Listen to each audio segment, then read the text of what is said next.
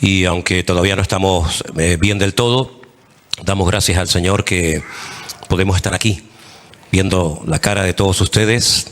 Inclina tu rostro un momentito, vamos a orar. Pedir que en esta tarde el Señor hable a nuestros corazones, a nuestras vidas. Estamos sin lugar a dudas viviendo tiempos muy interesantes, tiempos difíciles, tiempos peligrosos, tiempos de guerras y de rumores de guerras, de nación contra nación, reino contra reino. Y como bien sabemos, esto no ha hecho más que comenzar. Pero nos agarramos a la palabra de nuestro Dios, a tus promesas, Señor. Y por eso pedimos que en esta tarde tú hables a nuestros corazones, que tu palabra pueda llegar a muchos lugares, Señor, sin problemas. Y que tú nos hables en esta tarde y podamos recibir la porción que tú tienes para nosotros y fortalezcas nuestra fe y nos animes para seguir adelante en la carrera que tenemos por delante, Señor. Ponemos este tiempo de reflexión, de estudio de tu palabra en tus manos. Dirígenos y abre nuestros oídos en el nombre bendito de Jesús. Amén y amén. Gloria a Dios. Os voy a contar una historia que probablemente a más de uno les va a poner los pelos de punta. Un grupo de soldados con su comandante a la cabeza, después de estar haciendo sus trabajos, volvieron a casa y encontraron que su casa había sido totalmente destruida. Le habían prendido fuego y lo peor de todo no fue eso, sino que se llevaron a sus hijos y a sus mujeres cautivas, secuestradas. El dolor era terrible. Sus gritos dice que se oían en muchos lugares. Se tiraron al suelo, rompieron sus vestiduras y lloraron y lloraron y lloraron y no sabían realmente qué hacer. Era una desesperación tan grande. Volveremos a ver a nuestras esposas, volveremos a ver a nuestros hijos. ¿Qué pasará con ellos, verdad? Qué dolor tan imposible de describir con palabras, ¿no? Se juntaron y decidieron, como dice el refrán, tomar el toro por los cuernos. Dijeron, vamos a buscarlas. Vamos a buscarlas. Que Dios nos ayude, que Dios nos dirija. Y jugándose la vida, se pusieron todos de acuerdo y se metieron en el terreno del enemigo. Con el corazón roto, pero con su mirada en el Señor a buscar a sus esposas y a sus hijos. Encontraron a uno que había participado en el ataque a sus casas, a sus familias, que estaba herido. Lograron extraerle la información porque ¿a dónde vamos a buscarlas? ¿Dónde nos metemos? ¿Por aquí, por allá? Lograron encontrarlas. Lograron encontrar a sus esposas, a sus hijos, a sus seres queridos. Estaban todos vivos. Y jugándose la vida, se adentraron en el campamento del enemigo y se dieron cuenta que estaban riéndose y repartiéndose caramelos y pasteles y blasfemando contra el Dios del cielo. Terrible, ¿verdad? Pero lograron arrebatarle el botín a esos salvajes y lograron volver a llevar a sus hijos y a sus esposas nuevamente, por lo menos a la tierra, ¿no? No a la casa, porque ya no estaba, ya estaba destruida. Me imagino que algunos de ustedes estarán pensando, pero esas noticias no han salido en ningún medio de comunicación. Se sigue hablando de más de 250, tampoco se sabe exactamente el número de los que han sido secuestrados, pero en ningún canal de televisión, en ninguna radio, en ningún periódico, se nos ha dicho que un grupo de soldados israelíes entraron en el campamento del enemigo y lograron llevarse de vuelta a sus hogares, a sus hijos y a sus esposas. Y es que en ningún canal de televisión te lo van a contar. Porque esta historia no tiene nada que ver con el 7 de octubre.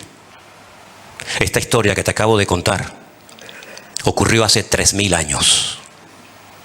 En la misma zona y con los mismos enemigos que vinieron a quemar y a destruir y a llevarse cautivas a mujeres y a niños indefensos. Esta historia que te acabo de contar, por supuesto que no aparece en la televisión, porque es una historia que solamente aparece registrada en un libro de la Biblia, en el capítulo 30 de Primera de Samuel. El capítulo 30 de Primera de Samuel dice que cuando David y sus hombres llegaron a Siglat, donde ellos vivían, los de Amalek habían invadido el Negev y a Siglat, y habían asolado a Siglat y le habían prendido fuego. Y se habían llevado cautivas a las mujeres y a todos los que estaban allí, desde el menor hasta el mayor. Pero a nadie habían dado muerte, sino se los habían llevado al seguir su camino. Vino pues David con los suyos a la ciudad, y he aquí que estaba quemada, y sus mujeres y sus hijos y sus hijas habían sido llevados cautivos. Entonces David y la gente que con él estaba alzaron la voz y lloraron hasta que les faltaron las fuerzas para llorar. Se vuelve otra vez a repetir la misma historia, ¿no? Parece mentira. Hace 3000 años pasó exactamente lo mismo que volvió a ocurrir el día 7 de octubre de este año 2023. Las dos mujeres de David, ¿verdad? Aquí menciona el nombre de una de ellas, Ahinoam, Jezreelita, y Abigail, la que fue la mujer de Nabal, el del Carmel, también eran cautivas. David se angustió mucho porque el pueblo incluso hablaba de apedrearlo, pues todo el pueblo estaba en amargura de alma, cada cual por sus hijos y por sus hijas. Mas David se fortaleció en el Señor su Dios. ¿Cuántos dicen amén? Ahí está el secreto, hermanos. En medio de la angustia, invocar el nombre de nuestro Dios y fortalecernos en Él y en su palabra.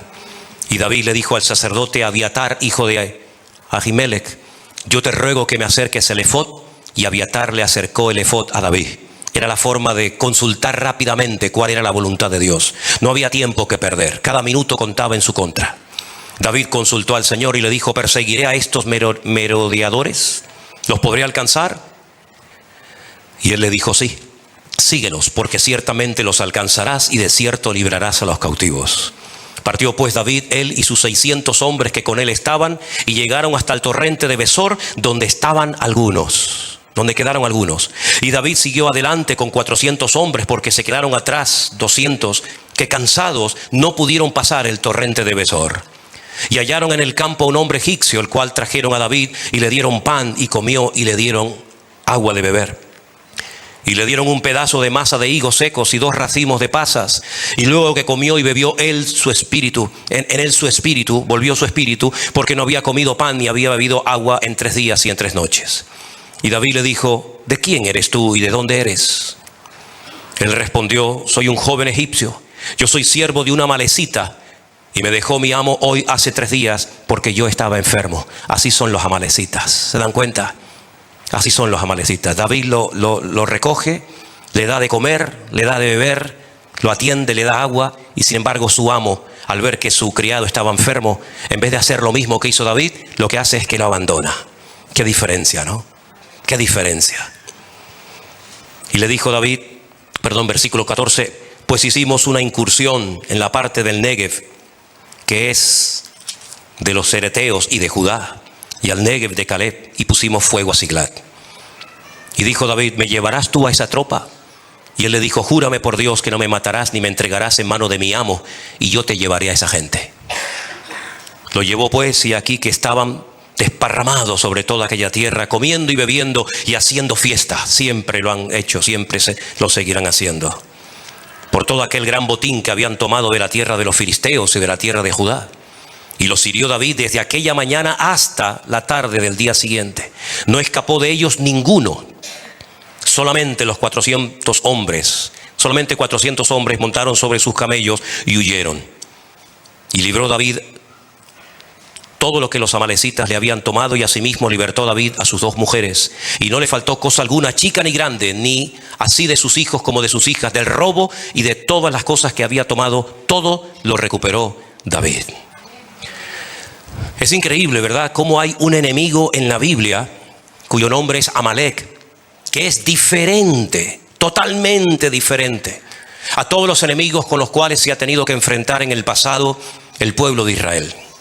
Conocemos los nombres de esos enemigos. Había 7 enemigos principales que se habían, apoderado de una tierra que no era de ellos. Ellos tenían sus tierras, ellos tenían sus países, pero ellos querían, además de lo que tenían, apropiarse de un terreno que Dios ya había dicho al patriarca Abraham siglos atrás que esa era la tierra de su descendencia, del hijo de Isaac, de Jacob, etcétera, etcétera. La palabra de Dios nos enseña que esas naciones tenían que ser derrotadas y expulsadas de ese terreno, a menos que se rindieran. Pero de todos los enemigos que la Biblia menciona, hay uno que es completamente diferente a todos. Porque no solamente es un enemigo, digamos, físico, con el cual había que enfrentarse, sino que tipifica, representa todo lo que se opone a Dios. Ese enemigo llamado Amalek, si hiciéramos, digamos, los cálculos que se pueden hacer, ¿no?, para saber cuál es el valor numérico de su nombre en hebreo, suma 240. Y ustedes dirán, ¿y esto a qué viene? Esto viene que la palabra duda, que es Safek, también tiene el mismo valor numérico, 240. Y es que este enemigo siempre está ahí. Pero hay algo que cuando se hace, ese enemigo como que se despierta y decide atacar y exterminar al pueblo de Israel. Porque si uno analiza uno por uno, no tenemos tiempo para hacerlo ahora, pero si uno analiza uno por uno los enemigos con los cuales se ha tenido que enfrentar esa nación, cada uno tiene su característica. De hecho, ya el nombre que recibe cada uno de los enemigos significa algo, y las estrategias, la forma de operar, la forma de atacar, pues nos dice mucho acerca de ese enemigo. Pero Amalek es un enemigo traicionero, porque es el enemigo que ataca por la retaguardia. No es el enemigo que viene de frente. ¿Se acuerdan cuando, por ejemplo, aquel paladín, aquel enorme gigante representante de los filisteos, desafió al pueblo de Israel? No lo hacía a escondidas. No mandaba cartas, no mandaba mensajeros, sino que él daba la cara y él desafiaba públicamente durante 40 largos días al pueblo de Israel. Y pedía que uno solo se atreviera a pelear contra él. Pero Amalek no actúa de esa manera. Amalek es un ser resentido. Y sabemos que las personas resentidas son personas muy peligrosas. Amalek es la representación y la personificación de la maldad, del odio. No tiene ningún tipo de escrúpulos. Lo mismo le da matar a una persona pequeña que grande, de pecho o de lo que sea. En el libro de Deuteronomio, cuando se habla de este enemigo, se nos dicen cosas muy interesantes. En Deuteronomio capítulo 25, verso 17, el Señor dice: acuérdate de lo que te hizo Amalek contigo en el camino cuando salías de Egipto. Acuérdate. Miren, cuando ustedes ven, por ejemplo, en cualquier representación o cuadro, o por ejemplo, las tenemos ahí. Me acabo de dar cuenta que en la puerta de la iglesia también tenemos como una especie de tabla de los 10 mandamientos. Ustedes se van a dar cuenta de que nunca se escribe todo el mandamiento completo, sino siempre se escriben las primeras palabras. No se escribe todo el mandamiento. Simplemente leyendo las 2 o 3 primeras palabras, automáticamente tú sabes a qué mandamiento se refiere. Si es el primero, el cuarto, el quinto, el octavo, el décimo o el que sea. Hay un mandamiento que empieza diciendo Zahor et Yom HaShabbat. Zahor es una orden. Acuérdate, en ese caso, del día de reposo para santificarlo.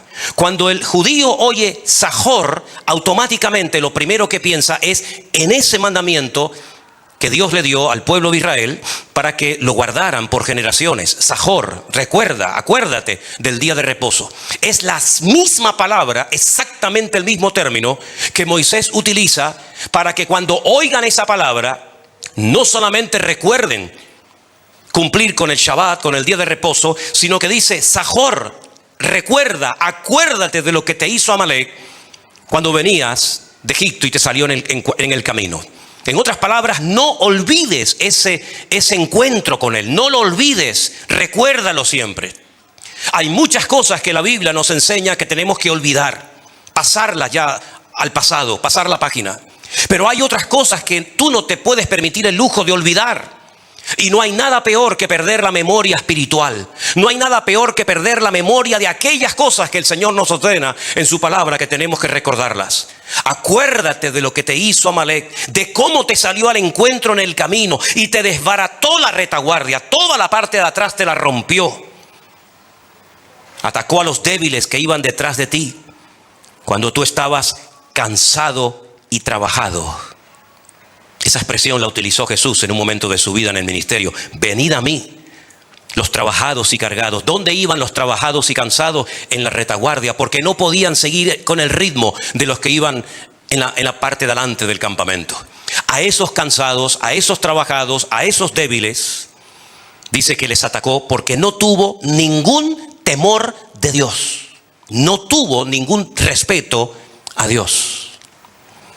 Por tanto, cuando el Señor tu Dios te dé descanso de todos tus enemigos alrededor, en la tierra que el Señor tu Dios te da por heredad para que la poseas, cuando ya estés reposado, cuando ya estés instalado en el país, cuando ya tengas el control de todo tu territorio, tienes que poner en práctica esto que yo te estoy mandando hoy. Borrarás la memoria de Amalek de debajo del cielo y no lo olvides. Lo tishkach, otra forma también de recordar algunos mandamientos del Antiguo Testamento. Acuérdate y no te olvides de lo que este enemigo te hizo cuando venías rumbo a la tierra prometida. Es interesante notar que aquí encontramos la orden de lo que hay que hacer con esta gente, de lo que había que hacer con este pueblo. Pero el ataque también lo relata la Biblia en el libro de Éxodo, concretamente en el capítulo 17. Vamos a leerlo. Por favor, presten suma atención, porque esto es muy importante. Versículo 8. Vino entonces Amalek y peleó contra Israel en Refidín. ¿Por qué menciona el lugar? Él no quería matarlos. Él quería usarlos como mano de obra, como esclavos en Egipto. Sin embargo, la estrategia de Amalek es diferente. Amalek no quiere simplemente hacer cautivos. Si los hace es para dañar la moral del pueblo. Amalek lo que quiere es exterminar de la faz de la tierra a ese pueblo. Y ahora tú puedes analizar a lo largo de la historia cuántos pueblos, cuántos imperios, cuántas personas fueron tomadas por este espíritu y decidieron arrasar, borrar de la faz de la tierra al pueblo de Israel. Sería muy interesante que analizaras esto a lo largo de la historia y te dieras cuenta de que no ha sido solamente Amalek el que intentó hacerlo, sino otros tantos. Es un espíritu que va saltando de generación en generación, y en el momento en el que el pueblo de Dios comete un gravísimo error, que es el que vamos a leer ahora, automáticamente se aviva, se activa ese poder destructivo de este enemigo llamado Amalek. El pueblo de Israel sale de la esclavitud en Egipto con el objetivo de ir a la tierra que Dios le había prometido al patriarca Abraham, a Isaac y a Jacob. Pero antes de entrar en la tierra prometida le sale al encuentro este enemigo.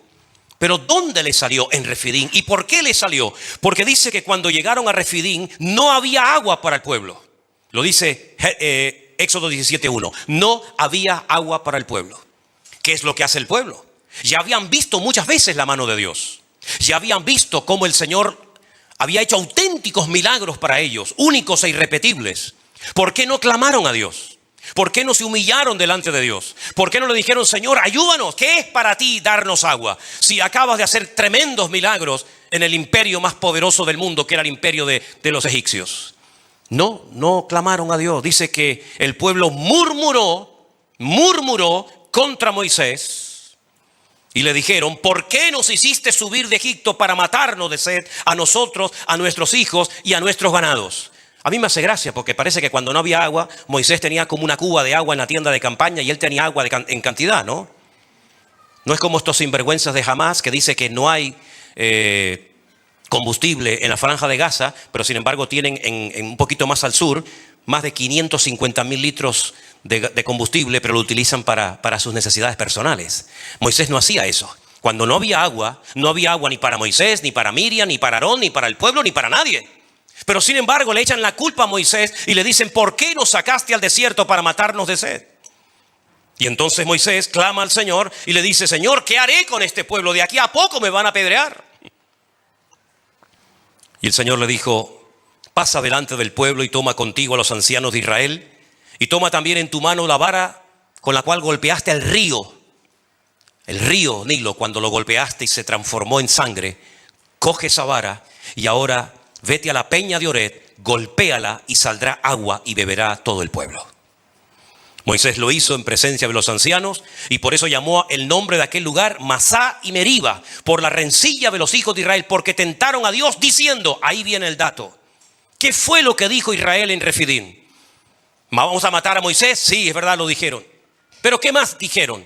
Dice, ¿está o no está Dios entre nosotros? Ahí activaron al enemigo llamado Amalek. Cuando el pueblo de Dios puso en duda la credibilidad de Dios entre ellos, automáticamente dice la Biblia en el versículo siguiente que Amalek se va hasta Refidín y allí les ataca por la espalda. ¿Te das cuenta cómo nuestra boca puede abrir o cerrar muchas cosas, hermanos?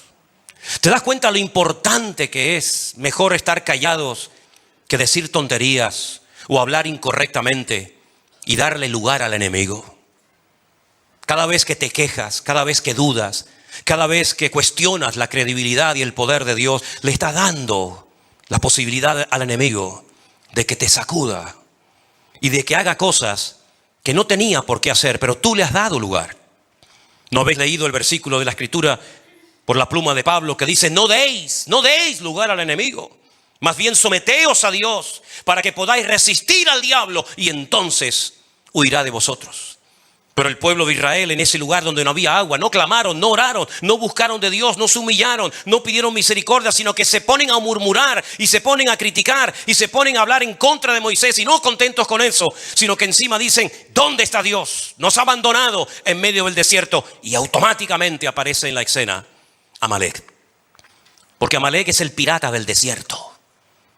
Amalek es el que aprovecha la debilidad, la división, la discordia, la desunión de los hermanos para hacerse presente y atacar al débil y al que no está preparado.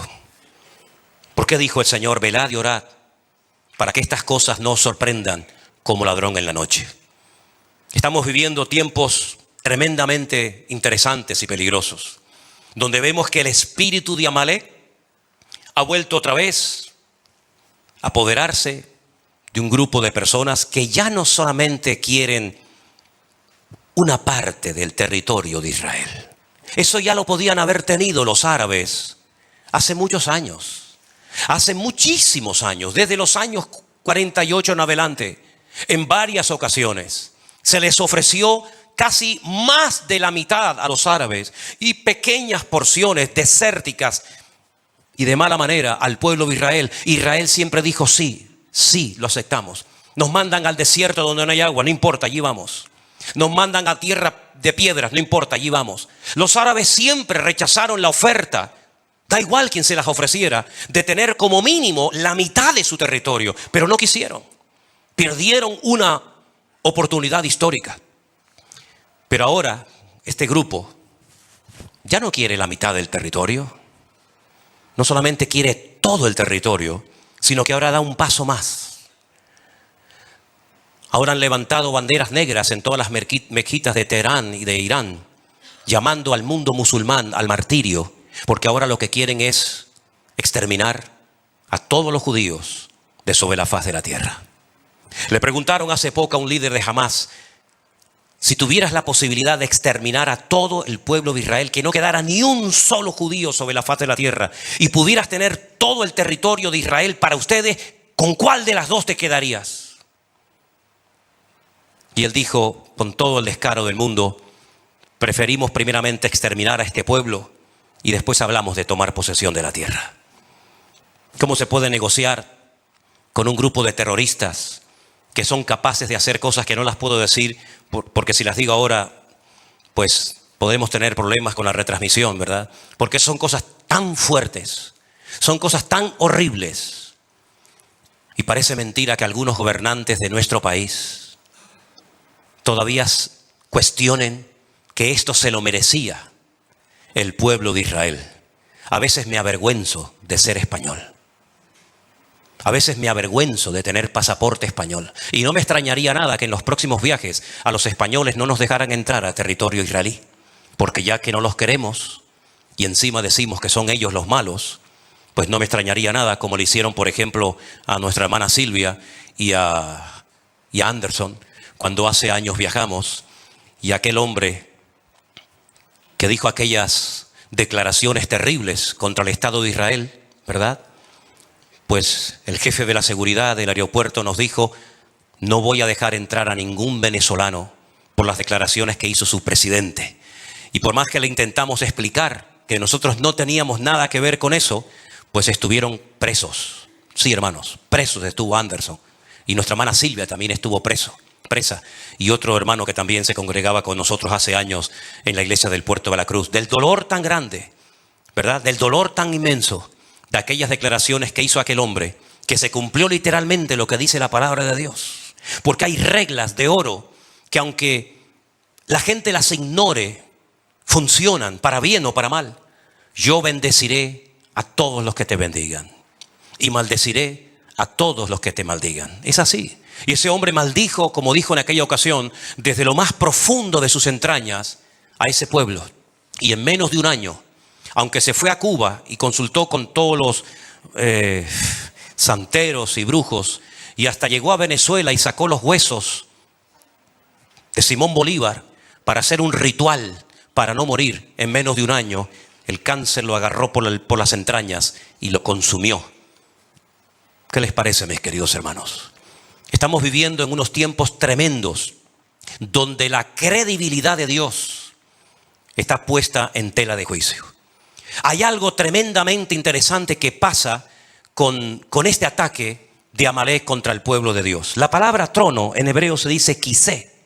Y el nombre de Dios, todos sabéis que tiene 4 letras. Yod, Hei, Bat, Hei.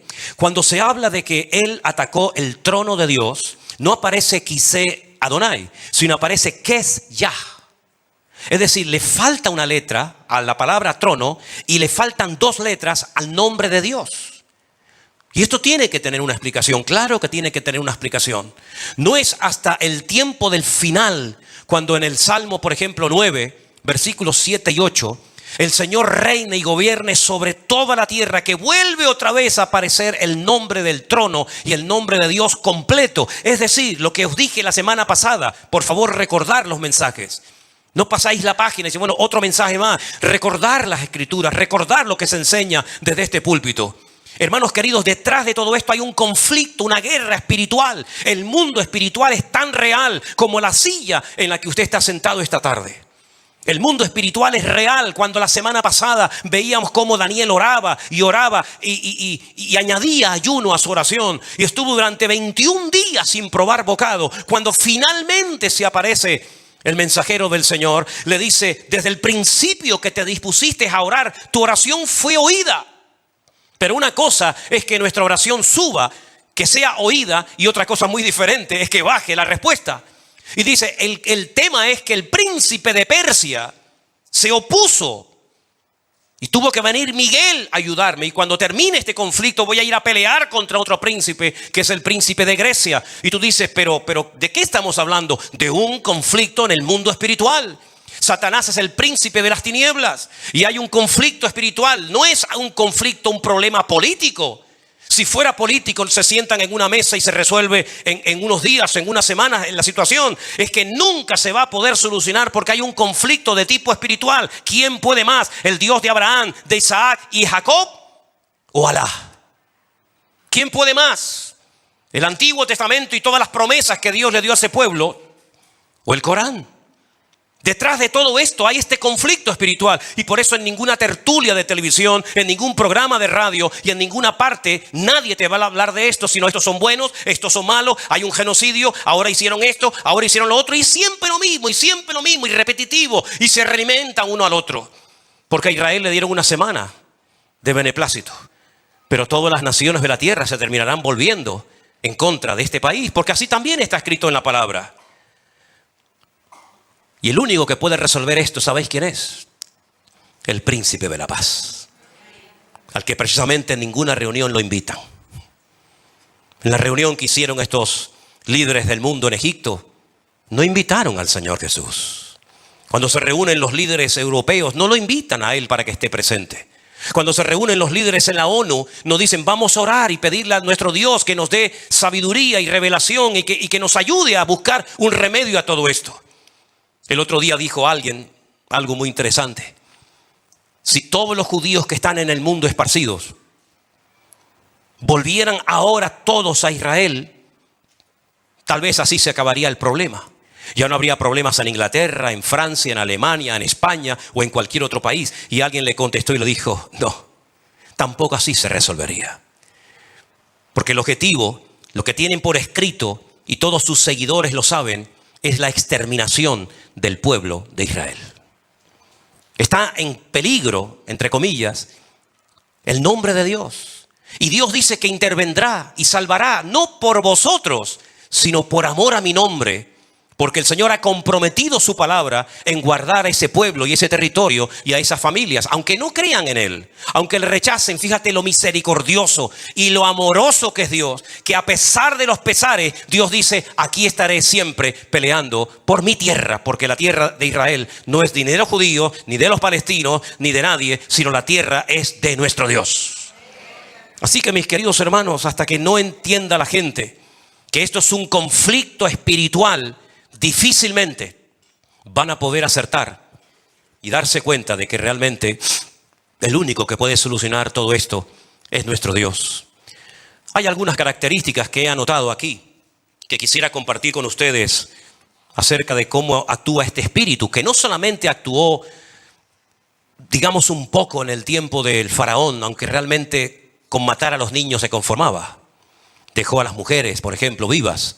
Pero sin embargo, si ustedes leen detenidamente, y espero que lo puedan hacer esta semana, el libro de Esther, se van a dar cuenta que el personaje que es usado por el diablo en ese momento de la historia, él quería exactamente lo mismo que quiere ahora esta gente: el exterminio total y absoluto del pueblo de Israel. Pero todos sabemos la historia, ¿no? Todos sabemos que le salió el tiro por la culata, pero ya hubo otro segundo intento. Y a lo largo de la historia ha habido otros momentos y otros lugares. Número 1, la Biblia dice que Amalek no tiene ningún temor de Dios. No tiene ningún temor de Dios. Porque la Biblia dice que ese espíritu se levanta contra todo lo que es objeto de culto. Todo lo que tiene que ver con el Dios vivo y verdadero lo quiere atacar y borrar de la faz de la tierra. Ataca por la espalda a las mujeres, a los niños, a los cansados. No respeta a nadie, no tiene ningún tipo de afecto natural. Por eso dice la Biblia en Romanos capítulo 1 y capítulo 2 que por haber perdido todo afecto natural, Dios los entrega a hechos vergonzosos. Este enemigo se alimenta con sangre, porque dentro de la cultura del Islam, ellos saben perfectamente, dentro de sus principios religiosos, que el Maguid no viene hasta que haya un río de sangre. Y ustedes se preguntarán: ¿y quién es este Maguid? El Maguid en el Islam es el Mesías. El Maguid en la Biblia es el anticristo. Y el otro día dijo un líder, porque dicho sea de paso, los líderes de Hamás, que son todos multimillonarios y tienen fortunas tremendas, no están en la Franja de Gaza. Están muchos en Qatar y en otros lugares pegándose la gran vida, ¿verdad? Mientras su pueblo pues está como está. Él dijo que la única manera de atraer al Maguid es con ríos y ríos de sangre. Son como los vampiros, se alimentan de sangre. Es traicionero, es rencoroso, lucha contra Dios.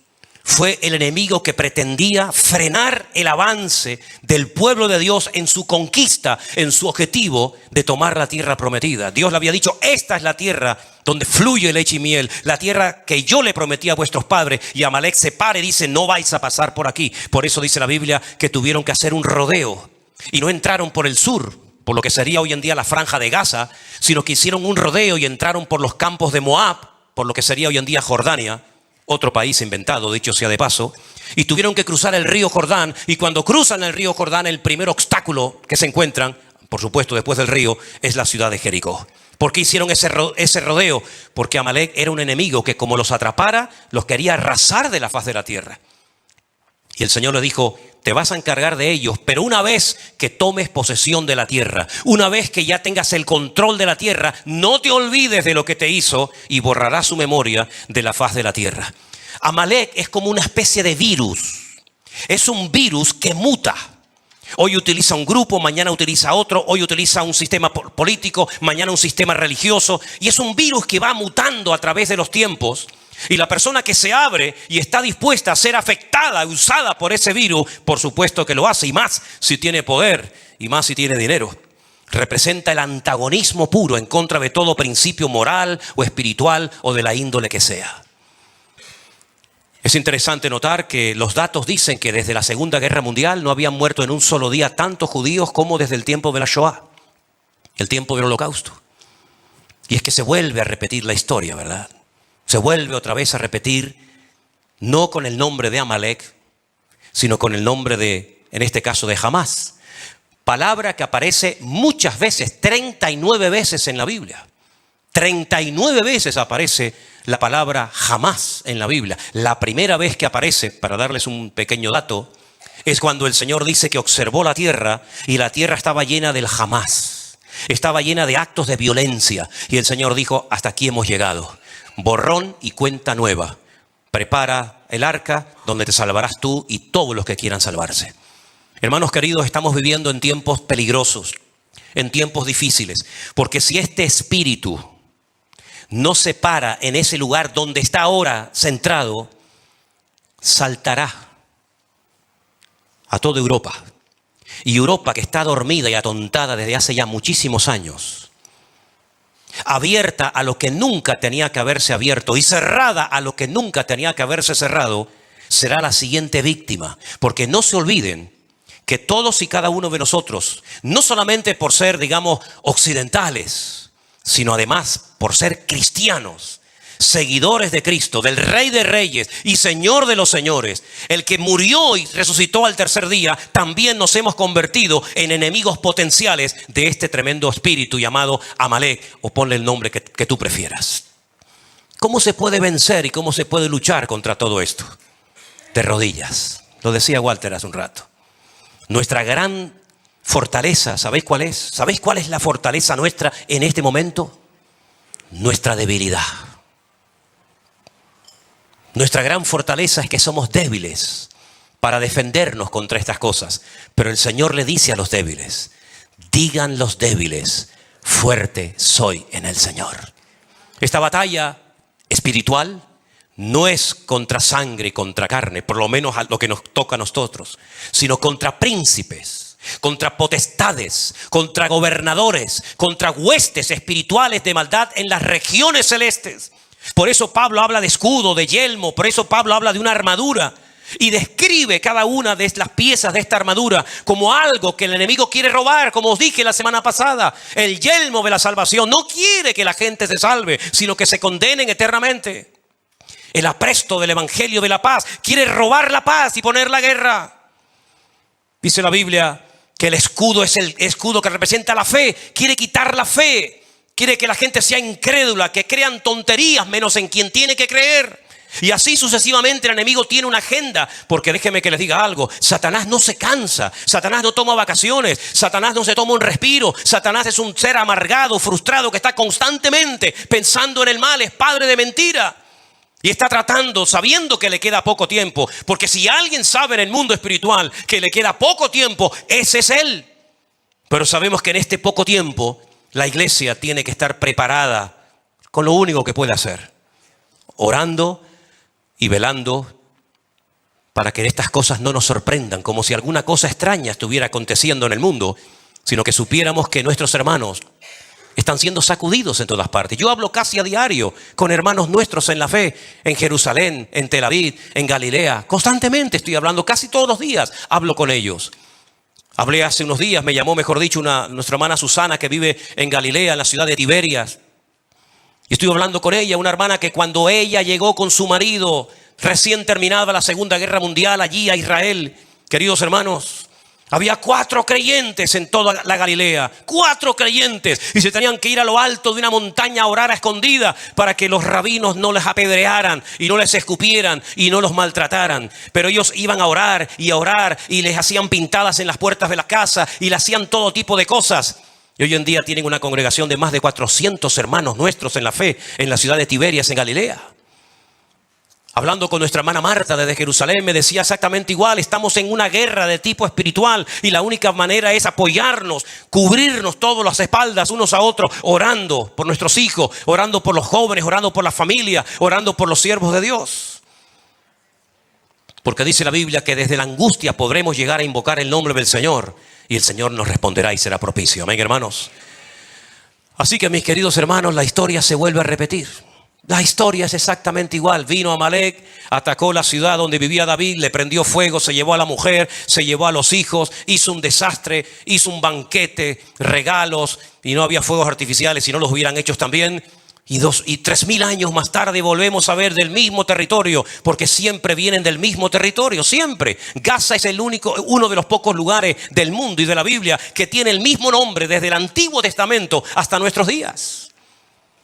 Y es interesante notar lo que la Biblia dice acerca del futuro, de lo que le va a pasar a Gaza. No lo digo yo. Yo siempre le digo a la gente cuando, saben que como dije el otro día, se ha puesto muy de moda eso de te cogen un vídeo, uno te parte hacia la mitad y se pone al lado. Escuchen, miren lo que dice este hombre, miren lo que dijo. Se ha puesto de moda esa historia, ¿no? Pues, queridos hermanos, estamos viviendo en unos tiempos en los cuales necesitamos doblar la guardia. ¿Oramos? Sí, hay que orar más. Buscamos el rostro de Dios, nada más empezar a la mañana, hay que hacerlo mucho más. Porque el horno se ha puesto tan fuerte y la presión va a ser tan tremenda. Ya desde el 2020 el Señor nos viene hablando muy claramente. Y nos metió una sacudida a los creyentes y probablemente nos preparó para esta hora de la historia. Porque yo le decía hace un instante a Anderson, ¿quién va a orar por los judíos hoy en día? ¿Quién va a doblar rodilla para orar por ese pueblo? ¿Los musulmanes? ¿Los budistas? ¿Los hinduistas? Los únicos que van a orar, y espero que lo hagan, por el pueblo de Israel y por nuestros hermanos allí, vamos a ser nosotros los cristianos, los hijos de Dios. Y vuelvo otra vez a repetirse la historia. Israel ahora está triste. La gente está triste. No hay tal vez esa alegría que había antes, ¿verdad? Pero ahí apareció una gentil que consoló a una cansada y triste Noemí, que ya decía, me tengo que cambiar hasta el nombre, porque mi actitud no coincide con el significado de mi nombre, ¿verdad? Y yo creo que en este tiempo, no sé hasta cuándo, yo no sé hasta cuándo el Señor nos permitirá ver lo que está pasando, no lo sé. No tengo ni ideas, porque cuando uno vivió el 2020 con la pandemia dijimos, esto fue lo más grande que nos ha pasado en nuestra vida, ¿sí o no? Cerrar todas las iglesias, millones de cristianos sin poder congregarse. Parece que aquello era lo peor que nos podía pasar, ¿no? Dios después cambió todo en bendición. Pero ¿hasta dónde nos permitirá ver el Señor? Yo llevo días analizando y leyendo y preguntándole al Señor y orando. Señor, esta va a ser una guerra más, la octava, dicho sea de paso. La octava guerra que Israel no ha empezado nunca ninguna, pero que dicho sea de paso siempre las terminó ganando todas. ¿Será esta una más en la lista? ¿O será esta una que nos lleva a la otra y a la otra? Porque como les dije la semana pasada, y créame que voy concluyendo, lo peor está por venir. Esto es simplemente un pequeño botón de muestra. El enemigo más grande que tiene Israel no es la franja de Gaza. El enemigo más grande vendrá del norte. Les dije que leyeran, ¿se acuerdan? Ezequiel 38 y 39, Gog, Magog, Mesed y Tubal, que dice que el Señor los agarra por las quijadas y le dice, ven, yo soy el que te voy a llevar a mi tierra y aquí te probaré. Y dice la Biblia que hasta lugar de sepultura tiene el Señor preparada para Gog. ¿Os habéis preguntado alguna vez cómo el Señor le permite a Gog ser enterrado en tierra de Israel? ¿De dónde desciende Gog? ¿Qué fue lo que hizo un descendiente de Gog en el pasado para que Dios le permita ser enterrado en Israel? Cuando dice la Biblia que llegará hasta la altura del monte de los olivos y cuando quiera tomar posesión de la tierra gloriosa, hasta ahí llegará, ¿verdad? Su poder destructivo. Sabemos, queridos hermanos, que hay naciones tremendamente poderosas con un armamento nuclear que podrían destruir, según han dicho ellos, 9 veces el planeta Tierra, que no sepa que tienen tanta. Con uno que lo destruyan ya vale, ¿no? 9 veces podría destruir cualquiera de esas naciones el planeta Tierra. Una de esas naciones, junto con una confederación gigantesca de naciones, volverá a atacar a Israel por el norte. Lo sabemos, queridos hermanos. Esto es simplemente un pequeño botón de muestra de lo que va a ocurrir en el futuro. Y la pregunta es, ¿y Dios dónde está en todo esto? El otro día una persona de la ciudad de Modi'in, una ciudad preciosa que está entre Tel Aviv y Jerusalén, me llamaba por teléfono y me decía, Tú sabes que yo no soy muy creyente, pero sé que tú como pastor me puedes tal vez responder a esta pregunta. ¿Dónde estaba Dios el día 7 de octubre? Su hija había comprado una entrada para ir a ese festival de música por la paz. Por la paz y por el amor. Pegaditos a la franja de Gaza, porque dicho sea de paso, casi todos los habitantes del sur de Israel siempre tiraban más, ¿no?, a lo pro-palestino, a ayudarles. Desen cuenta que los invernaderos, las fincas enormes, que por cierta hora se están echando a perder multitud de cosechas porque no hay mano de obra, todos los días entraban de la franja de Gaza 20.000 trabajadores para trabajar en Israel. Y luego por la noche volvían a su casa y al día siguiente volvían. Y había personas, por ejemplo, una de las señoras que fue, digamos, liberada el otro día, esa señora de 80 y pico de años, se encargaba de llevar a gente enferma de la franja de Gaza a hospitales de Israel pagado por su bolsillo para ayudarles a los pobrecitos. Y después resulta que se la llevaron en una moto, que no la mataron a palos de milagros y la liberaron. Y uno dice, sí, pero es que al final ella le dio la mano y le dijo Shalom Leja, ¿verdad? Le dijo, la paz sea contigo al que la llevaba. Claro, no se olviden que su marido sigue estando allí en la franja de Gaza retenido, ¿verdad? Así que, mis queridos hermanos, este ataque que hemos visto en estos días no ha sido simplemente un ataque contra un pueblo. Permítame decirles que en este momento hay personas secuestradas de los Estados Unidos, muchos argentinos, españoles, peruanos, colombianos, franceses, alemanes, austríacos, italianos, tailandeses, de Nepal, de Inglaterra, de Canadá, México, Chile, Brasil, Panamá, Ucrania, Irlanda, Filipinas, Tanzania y probablemente alguno más. Fue un ataque contra el mundo. No fue un ataque simplemente en un lugar específico y ahí quedó todo. El objetivo es borrar a nuestro Dios y a su pueblo de la faz de la tierra. Pero dice la palabra de Dios que aunque un ejército acampe contra nosotros, no tiene que temblar nuestro corazón ni tener miedo, porque el Señor es nuestra luz y nuestra salvación. No hay que tener miedo, no es tiempo de temblar, no es tiempo de cobardía, es tiempo de clamar a nuestro Dios vivo y todopoderoso para que Dios cuide a su pueblo, para que Dios proteja nuestras vidas y para que este tiempo sea un tiempo que sacuda a muchos de un lado y de otro y caigan postrados de rodillas reconociendo que el Señor Jesucristo era y será por la eternidad el verdadero Mesías. Y es increíble la cantidad de milagros que ocurren muchas veces, tanto en un bando como en otro, donde el mismísimo Señor Jesucristo se presenta a esas personas y se revela como el camino, como la verdad y la vida. Y hay muchos testimonios que así lo confirman. Así que, mis queridos hermanos, oremos, clamemos al Señor. Porque el Señor es el único que tiene el control, que puede poner lo que tenga que poner en esta situación difícil. ¿Cuántos dicen amén? Cierre sus ojos, por favor, un momentito en esta noche, ahí donde estás. Y hermanos, piense solamente por un instante en esto.